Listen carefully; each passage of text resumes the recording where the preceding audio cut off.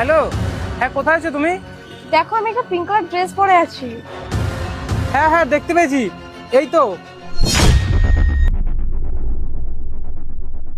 এই যে হ্যাঁ, আসছি আসছি, দাঁড়াও। শিট ইয়ার, ও তো ল্যাংড়া। আরে এরকম বলছিস কেন? ও তো স্মার্ট আছে অনেক। আরে তুই দেখেছিস ওকে? ও ল্যাংড়া, আমার মতো মেয়ের সাথে ডেটে যাবে? আরে আসতে বল, তুই ওর সামনে বলবি নাকি? হাই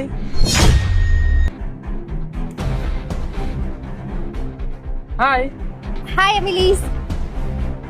বাই দ্য ওয়ে, একটা কথা বলবো? তোমাকে না প্রোফাইল থেকে সামনাসামনি অনেক বেশি সুন্দর দেখতে। Thank you. যতদূর আমি তোমার প্রোফাইল দেখেছি, তোমার ডান্স করার খুব শখ, আর অনেক দেশ বিদেশ ঘোরারও তোমার শখ। আচ্ছা, আজ অব্দি তুমি কতগুলো কান্ট্রি ঘুরেছো, আর সব থেকে বেশি তোমার কোন কান্ট্রিটা পছন্দ? আমি তো অনেক কান্ট্রি এক্সপ্লোর করেছি, আরো অনেক প্ল্যান আছে এরপরে। তবে আমি এমন একটা পার্টনার চাই যে আমার হাতে হাত রেখে হাঁটতে পারবে, তোমার মতো না। প্রত্যেকের চিন্তা ভাবনাটা একটু আলাদা হয়, আর ওর চিন্তাটাও একটু আলাদা। আমারও ডান্স ফেভারিট ছিল। ডান্স ক্লাসে তো আমি আগেও ভর্তি হয়েছিলাম। তারপর আমার ক্রিকেট ইন্টারেস্ট লাগলো, তারপর আমি ক্রিকেটে ভর্তি হয়ে গেছিলাম। আর আমার ফেভারিট স্পোর্টস ক্রিকেট। ডান্স, তাও আবার তুমি? তুমি কি লাঠিগুলোর সাহায্যে আছো নাকি? আর কি বললে, ক্রিকেট? ক্রিকেট খেলতে তো ব্যাট লাগে, তা তুমি কি ব্যাটের বদলে এই লাঠিটা দিয়ে বল মারছো? আরে চুপ কর না। আরে লিজ, এরকম লোক না সব জায়গায় সিম্পেথি নিতে চলে আসে। ওর যে এরকম প্রবলেম আছে, ও তো প্রোফাইলে লিখতে পারতো, আমাকে বলতে পারতো, তাহলে আমি ওকে টেক্সট করতাম না।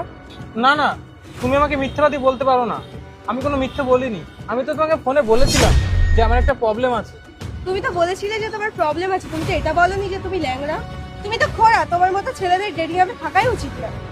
তুমি কি ভেবেছো আমার মতো সুন্দরী আর ভালো একটা মেয়েকে তুমি পটিয়ে নেবে? তুমি আমাকে দেখো, আর আমার স্ট্যান্ডার্ডটাকে দেখো, আর নিজেকে দেখো। আরে তুমি তো খোড়া, আমার সময়টা ফালতু নষ্ট করলে। চুপ কর। এবার না তুই কিন্তু তোর লিমিট ক্রস করছিস। তুই তোর লিমিটে থাক। তুমি দাঁড়াও, ওকে বলতে দাও।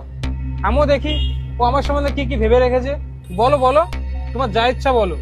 ও হ্যালো, আমি তোমাকে নিয়ে থাকবো, আগে নিজেকে দেখো। দেখ লিস, তোর যদি ওর প্রতি এত দরদ থাকে, তুই ওর সাথে ডেট কর, আমি চললাম। ওর তরফ থেকে আমি তোমার কাছে সরি বলছি। হ্যাঁ, ও না একটু এরকমই, খুব তাড়াতাড়ি রেগে যায়, কিন্তু ও মন থেকে না ভীষণ ভালো। তুমি কিছু মনে করো না। না না, তোমায় সরি বলতে হবে না। ও একটু বেশিই রাখি, তাই রাগ করে চলে গেছে। আচ্ছা ওইসব ছাড়ো, তোমার সাথে আমার দেখা হয় না, খুবই ভালো লাগলো। তোমার মনে অন্তত মায়া দয়া আছে। না, আমি কাউকে বিছাড়